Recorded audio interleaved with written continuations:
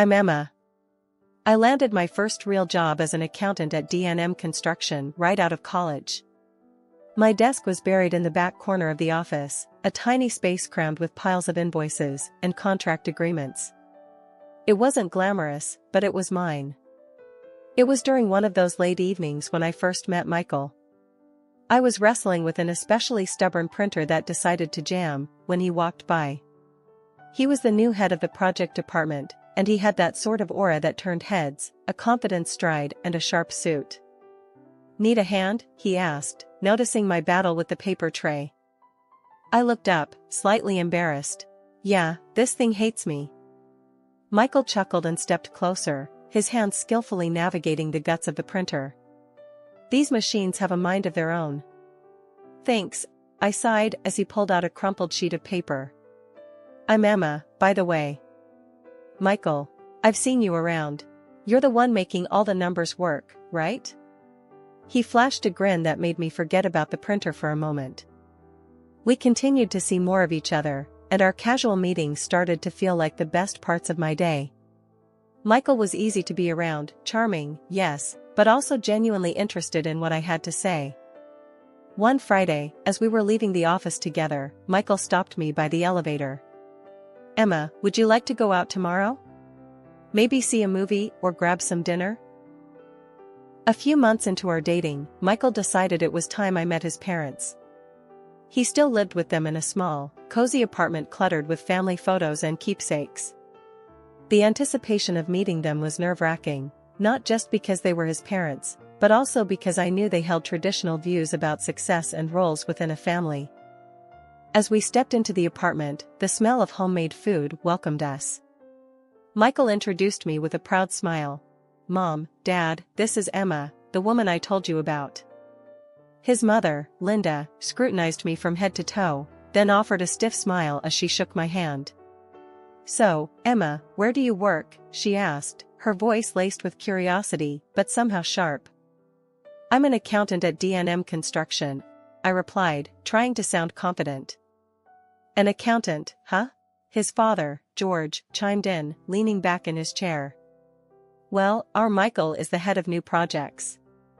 Quite a significant role, right, Michael?" Michael nodded. "Yeah, Dad, but Emma's job is crucial too. She handles a lot of the company's finances." Linda and George exchanged looks, their expressions unreadable. "Yes, but you're the one with the career that's going places," Linda said, turning her gaze back to me. "An accountant is nice, dear, but Michael is making real strides in the company." The air thickened with that statement, and I forced a smile, feeling my stomach twist. It was clear they saw a hierarchy where their son stood on top, and I was just there. The dinner progressed with small talk and an undercurrent of judgment.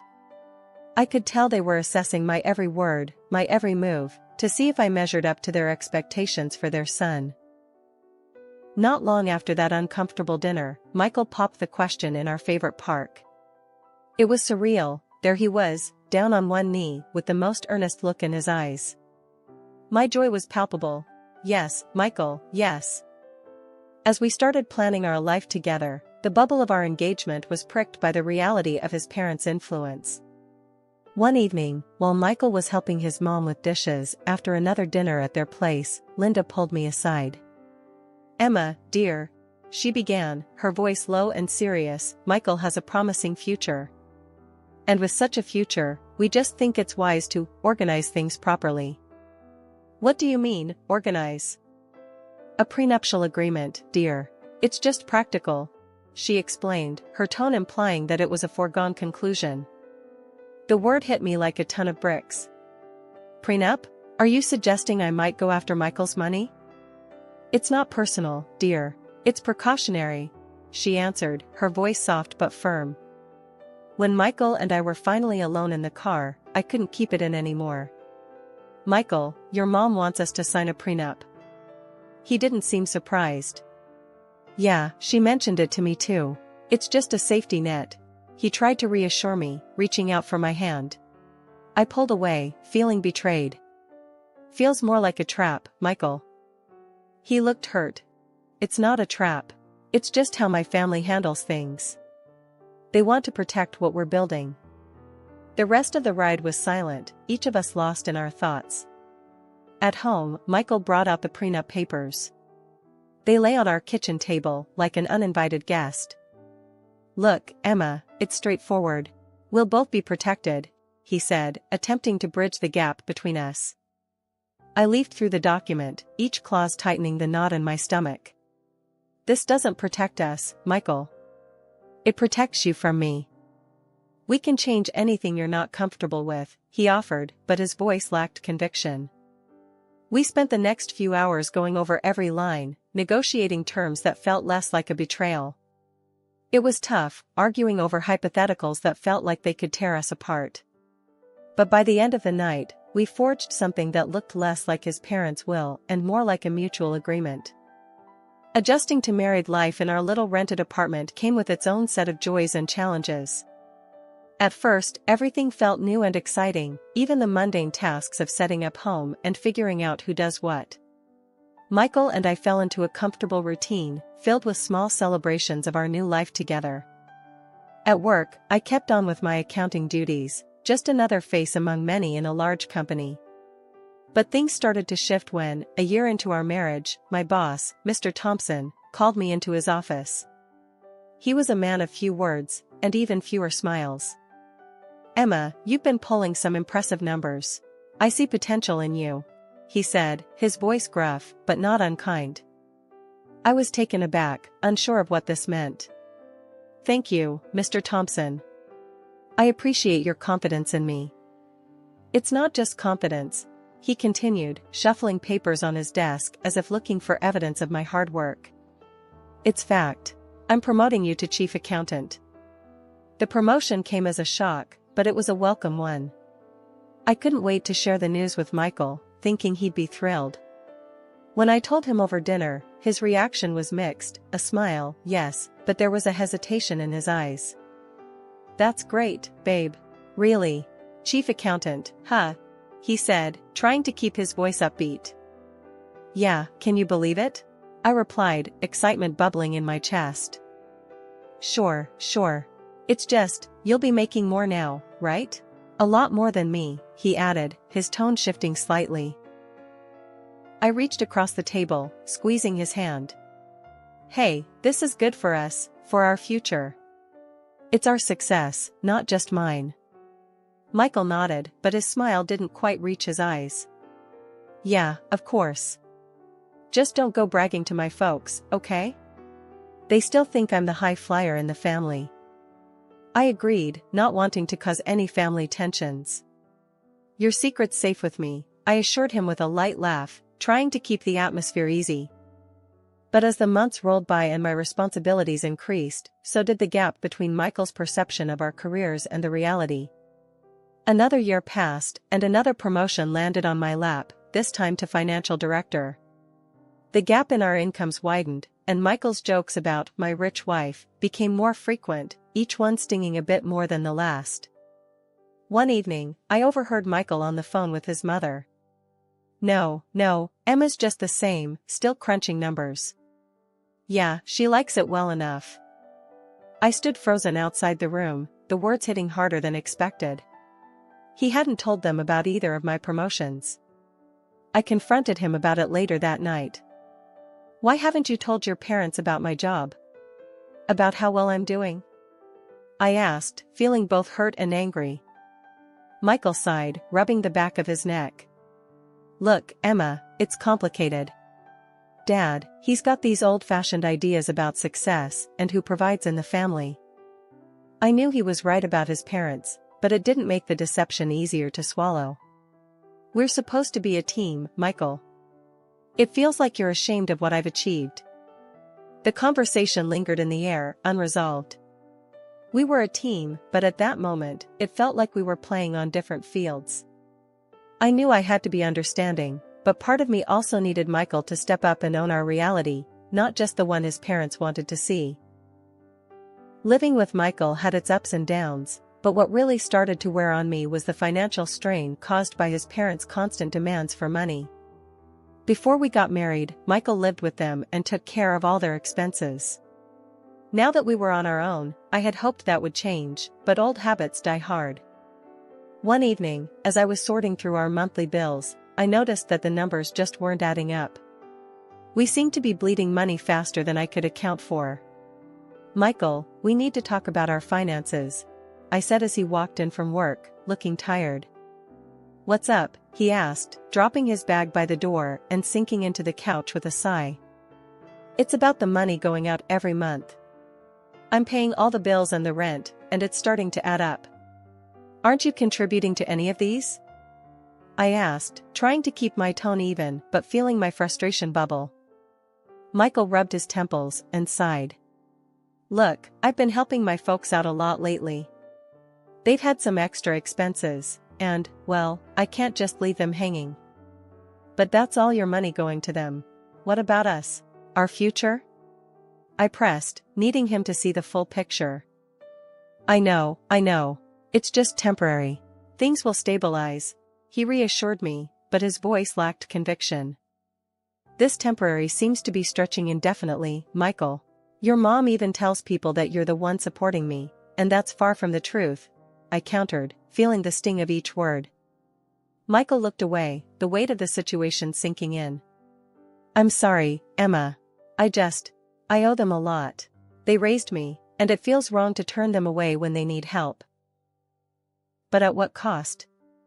We can't even plan for anything because we don't know how much of your paycheck will go to your parents each month," I argued, my worry growing as I thought about our future. He didn't have an answer, just sat there looking as lost as I felt. The conversation was going nowhere, and it left a sour taste in my mouth. The next time we visited his parents, the tension was palpable. His mother, Linda, made a point of mentioning how Michael had been their rock, hinting at how much he'd been helping them out. "We don't know what we'd do without Michael. He's been such a support, not just emotionally but financially too," she said, glancing my way with a sharp smile.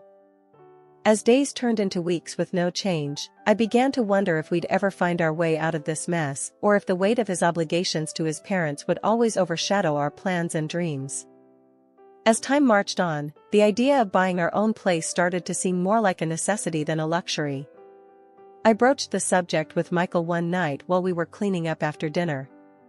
"Michael, I've been thinking," I started, wiping down the counter. "Maybe it's time we looked into buying a house. Renting is just throwing money away every month." Michael paused, drying a plate slowly. "A house, huh?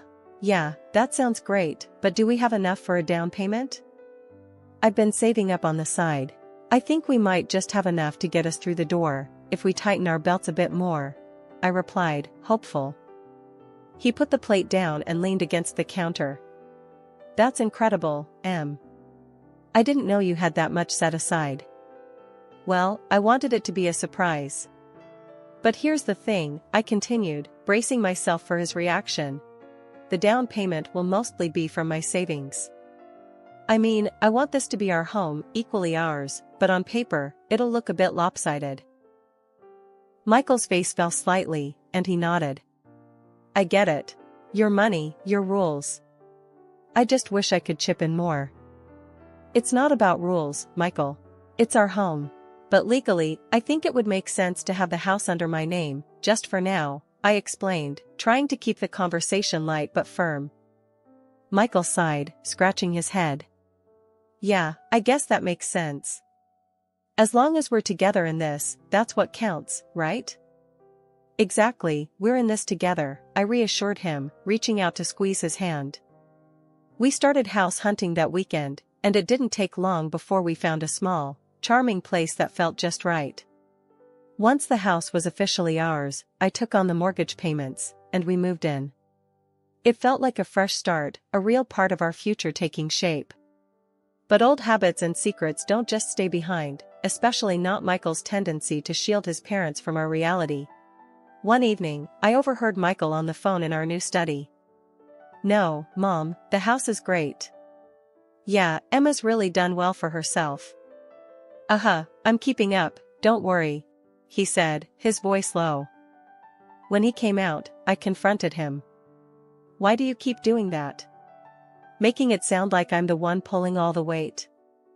Michael flinched, then exhaled deeply. I didn't mean anything by it, Emma. It's just easier this way. They think I'm doing well, too. Let's just enjoy our new home, okay? We'll deal with my parents later. I nodded, reluctantly letting the issue go, but it gnawed at me. Our home was supposed to be our sanctuary, not another stage for half-truths and tiptoeing around delicate egos. Life at home was tense after Michael's latest career hiccup. He was always on edge, trying to secure a promotion by hustling harder at work, making deals left and right. He seemed more desperate to prove himself, especially to his parents. One evening, while Michael was late again, caught up in meetings, I stumbled upon some documents sprawled across our home office desk. The top sheet caught my eye, a contract proposal with a company I recognized as recently declared bankrupt. Alarm bells rang in my head. Signing with a bankrupt company could jeopardize not only Michael's position but could also drag our company through the mud. When Michael finally came home, I confronted him. Michael, what's this about signing with a company that's bankrupt? Do you realize the risks involved? He brushed me off with a wave of his hand, his eyes glued to his phone. I know what I'm doing, Emma. This deal could be a big break for me. But it's a reckless move. It could backfire on you, and on both of us. Please, think this through. I pleaded, hoping to get through to him. Michael scoffed. Look, Emma, I get that you're trying to help, but I know how to handle my job. These are the risks we have to take in the business world. A few weeks later, my worst fears came true. Michael came home, paler than usual, slumping into a chair across from me in the kitchen. I was fired today, he muttered, avoiding my gaze. I was furious and scared but managed to keep my voice steady. What are we going to do now? You know we have the mortgage and all our other bills. Michael was quiet, then he looked up with a desperate sort of determination. Just, don't tell my parents, okay? They can't know about this. It would crush them. So I agreed, more out of shock than anything else, and we pretended nothing had changed when his parents called or visited. But now, with only my income, the financial strain was immense.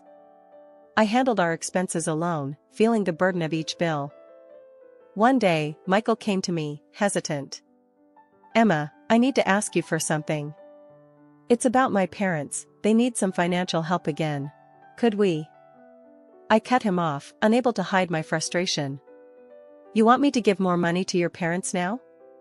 When we're barely scraping by with your job gone and me covering everything? Michael flinched. It's just that they're really strapped this month, and I promised. No, Michael. Just no. I'm stretched thin as it is. You need to sort this out. Find a job, any job. I snapped, the stress boiling over. He didn't say anything, just walked away, and we didn't speak for the rest of the week. Losing my mother was one of the hardest things I've ever had to endure. The only silver lining was the small house she left me, a quaint place where I had so many childhood memories. Not long after the funeral, my mother-in-law, Linda, brought up the house. You know, dear, it might be best if you sold that little house. You could use the money to help us, she suggested during one of their visits.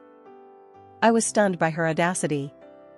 It's my house, Linda, and I'm going to keep it. I've decided to rent it out to help pay off our mortgage, I responded, trying to keep my cool. Linda frowned, clearly not happy with my decision, but she didn't push further at the time. I was too overwhelmed with work and managing our finances to handle the rentals myself, so I asked Michael to find us tenants. A few weeks later, he told me he'd found the perfect tenants, an elderly couple looking for a place just like my mom's house. Trusting him, I thought nothing more of it until a few months later when I realized that no rent had been deposited into my account. Concerned, I decided to visit the house and speak with the tenants directly. When I arrived, the sight before me was like a slap in the face. Michael's parents were lounging in the living room, completely at home. What the hell is going on here? I demanded, my voice shaking with rage. Linda looked up, not the least bit ashamed. Oh, hello, dear. Michael said we could stay here. Isn't it lovely? I was expecting tenants who would pay rent, Linda. Not you living here rent-free. I shot back, feeling betrayed. We're family, dear. We thought you wouldn't mind, she replied, her tone dismissive. I stormed out and called Michael right then and there. Why are your parents in my mother's house? You told me you rented it out to an elderly couple. They are an elderly couple, Emma. And they needed a place. You can afford to help out. Michael tried to justify over the phone. This is not helping, Michael. This is taking advantage. I'm paying our mortgage alone, and now this? Your parents need to leave. Now. I said firmly, my decision absolute. Michael was silent for a moment. Emma, they have nowhere else to go. They sold their apartment. They thought.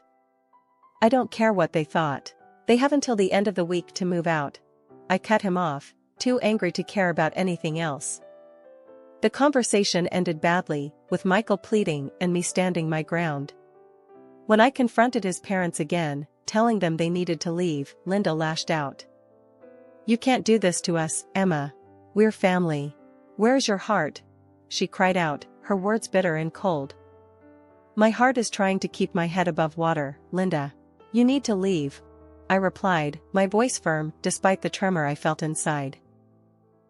They didn't move willingly. I had to call the police to escort them out after they refused to leave by the deadline. Linda's parting words were venomous, cursing me and calling me heartless. Walking back into my own home after the mess with the police, I was hoping for some peace, maybe a moment to gather my thoughts. But the universe had other plans. As soon as I opened the door, the first thing I heard was the murmurs from the living room, my mother-in-law's voice unmistakably sharp. I dropped my keys on the hall table and walked in to find Linda and George sitting there, coffee in hand, chatting with Michael. Their expressions turned, fixing me with looks that ranged from accusatory to outright hostile. Michael stood up abruptly, his face red with anger. How could you do that to my parents, Emma? Apologize, now. Linda chimed in, her tone dripping with disdain. You've shown your true colors today, Emma. You're unworthy of our family. I think you should leave this house, it belongs to our son.